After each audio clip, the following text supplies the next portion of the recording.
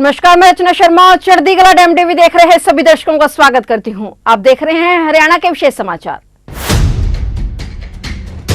पिछले लगभग 9 सालों में हरियाणा में गांवों के विकास के लिए अनेक योजनाएं चलाई गई और उनको अमली जामा पहनाने के स्तर पर भी अनेक प्रयोग किए गए। मुख्यमंत्री मनोहर लाल ने कहा कि पंचायतें हमारी राष्ट्रीय एकता, अखंडता, सुशासन और लोकतंत्र का रक्षा कवच है। हमारे देश में पंचायतों की न्यायप्रियता के कारण पंच परमेश्वर की धारणा बनी थी। उन्होंने कहा कि ग्राम पंचायत, पंचायत समिति और जिला परिषद, ये तीनों स्तर हमारे देश के प्रजातंत्र व्यवस्था के मूल आधार है। इसी प्रकार नगर पालिका और नगर परिषद जैसे स्थानीय निकाय भी देश के शहरी क्षेत्रों के समग्र विकास में सराहनीय प्रयास कर रहे हैं। प्रधानमंत्री नरेंद्र मोदी के मार्गदर्शन में पंचायती राज संस्थाएं न केवल मजबूत हुई हैं बल्कि और अधिक शक्तियां मिलने से सशक्त बनी हैं। इसे शहरों और गांवों के स्तर पर वहां की जरूरतों की पहचान करके और उन आवश्यकताओं की प्राथमिकता तय करके विकास के कामों को चलाया जा रहा है। उन्होंने कहा कि आज हरियाणा में पढ़ी लिखी पंचायतें कारगर भूमिका में है। ग्रामीण अंचल के गतिशील विकास हेतु पंचायती राज संस्थाओं का सशक्तिकरण किया गया है। इसी के चलते सरकार द्वारा पंचायती राज संस्थाओं को बड़ी प्रशासनिक और वित्तीय शक्तियां दी गई हैं। पंचायती राज संस्थाओं को 10 प्रमुख विभागों का काम सौंपा हुआ है और विकास कार्यों के लिए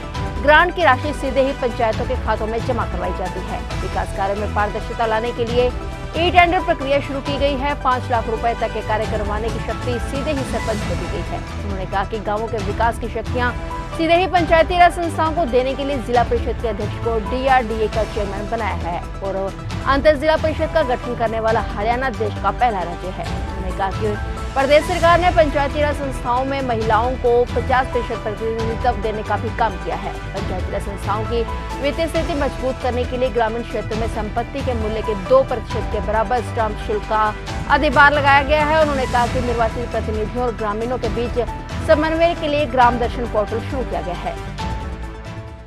हमारे यहाँ मार्केटिंग बोर्ड उनकी सड़कें हैं, जो सड़कें वो बनाते हैं अपना मंडी में लोग किसान आने जाने का रास्ता होता है 5 कदम चौड़ा। नई सड़कें बनाने का काम तो मार्केटिंग बोर्ड करेगा, लेकिन उसके बाद उनका इंजीनियरिंग जो खड़ा हुआ है वो काम जिला परिषदों को दे दिया कि मुरम्मत कराने का काम आपका है। जितना पैसा आपको चाहिए बजट बनाइए, हमसे ले लीजिए। तो ऐसे काम जितने जितने नीचे हम दे रहे हैं उसमें उनको ऑटोनॉमी का कैरेक्टर भी मिल रहा है, हस्तक्षेप भी कम हो रहा है, पारदर्शिता इस पर भी हमने थोड़ा फोकस किया है कि हर काम लोगों को पता होना चाहिए क्या काम करा रहे हैं, कितने में करा रहे हैं, और उसके लिए सोशल ऑडिट सिस्टम ये हमने खड़ा किया है। खड़े का प्रयत्न चल रहा है, एकदम खड़ा नहीं हुआ है, लेकिन धीरे धीरे हम कर रहे हैं कि गांव के कुछ ऐसे पढ़े लिखे लोग, कोई रिटायर्ड लोग जो गांव के बारे में अच्छा बुरा जो है वो ठीक से पहचान सकते हैं कि गांव के लिए अच्छा है ये नहीं है। ऐसी सोशल ऑडिट सिस्टम से उन चीजों की क्वालिटी, क्वांटिटी ये सब उसका निगरानी भी रखेंगे। क्या चीज की आवश्यकता है, क्या नहीं है, उसके बारे में भी वहां विचार किया जाएगा। ग्राम सभाओं का एक प्रकार से हमने जो प्रचलन किया कि ग्राम सभा की बैठक में निर्णय का मुहर लगवाओ। ग्राम सभा भी एक प्रकार से ग्राम पंचायत का एक बड़ा रूप है। ग्राम पंचायत चुनी है, ग्राम सभा सब वोटर्स हैं, तो सब मिलकर के उन चीजों के ऊपर अपना कोई ना कोई मत बनाए, उसमें से गांव का भला हो सकता है। जैसा पढ़ी लिखी पंचायतों की बात की है, महिलाओं का 50% प्रतिनिधित्व, शब्द प्रयोग कर रहा हूं, प्रतिनिधित्व, रिजर्वेशन नहीं।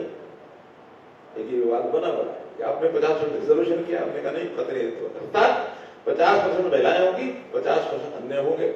अगली बार बदल देंगे, जहां महिला है वहां महिला नहीं लड़ेगी, दूसरी सीट पर लड़ेगी, और जहां दूसरी सीट पर दूसरा कोई व्यक्ति लड़ा वहां महिला लड़ेगी, बारी बारी से। तो ये भी एक सिस्टम पहली बार इसको हमने प्रयोग में लाए हैं। मुझे लगता है इसके अच्छे परिणाम निकलेंगे। तो इस प्रकार से बहुत परिवर्तन धीरे कर रहे हैं। राइट टू रिकॉल ये भी हमने किया है, अर्थात कोई प्रतिनिधि ठीक काम नहीं कर रहा, सारा गांव एक तरफ हो गया कि ये काम को नहीं कर रहा, इकट्ठे बैठ जाओ और उस प्रतिनिधि को वापस बुलाना तो बुला। बहुत विरोध भी हुआ इसका। तो मैं इस प्रकार से ये सारे विषय इसलिए बता रहा हूँ कि हमने धीरे धीरे जो हरियाणा में किया है, मुझे लगता है कि और प्रदेशों में भी अच्छे काम किए होंगे, ऐसा नहीं कि नहीं किए होंगे।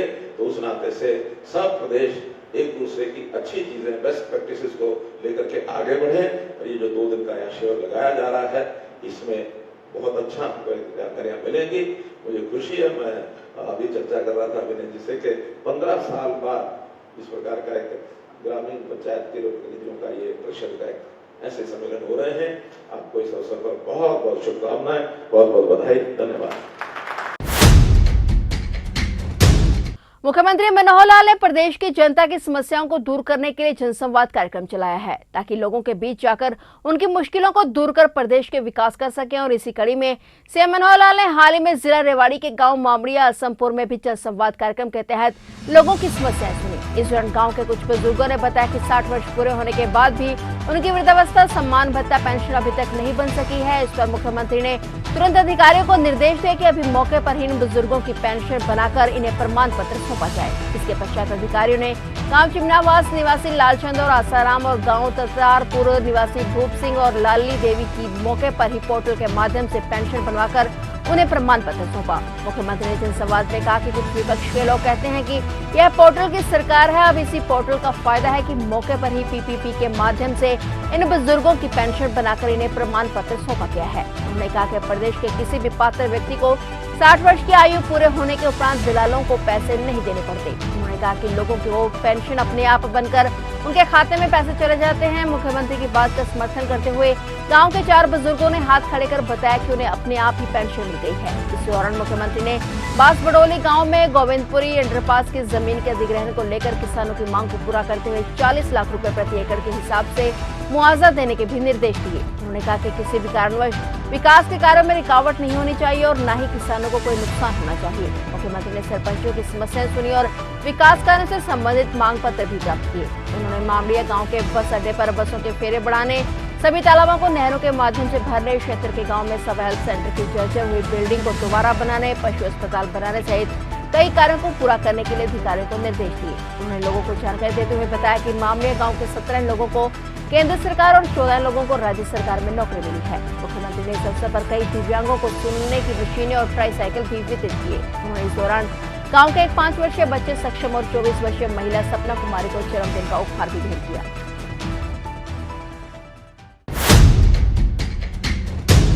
हरियाणा में दुनिया का सबसे बड़ा जंगल सफारी पार्क विकसित किया जाएगा। इसके बनने के बाद अरावली पर्वत श्रृंखला को संरक्षित करने में मदद मिलेगी।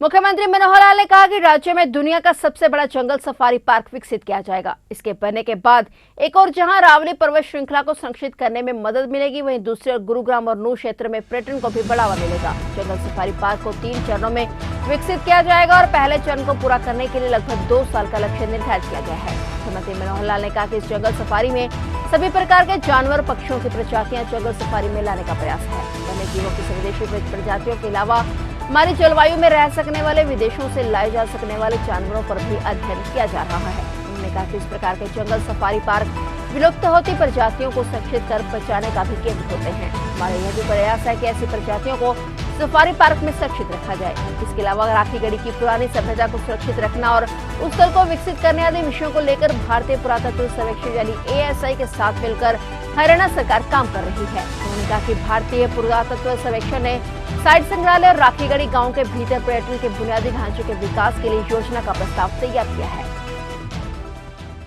जंगल सफारी के विषय में लेकर के केंद्र सरकार की ओर से भी जो MOEF के अधिकारी होते हैं उनके साथ और हमारे टूरिज्म डिपार्टमेंट और हमारा जो फॉरेस्ट डिपार्टमेंट, उनको सबको लेकर के आज कई चीज़ों को जो प्रोसेस में थी उसको थोड़ा गति देने के लिए आज हमने ये बैठक रखी थी।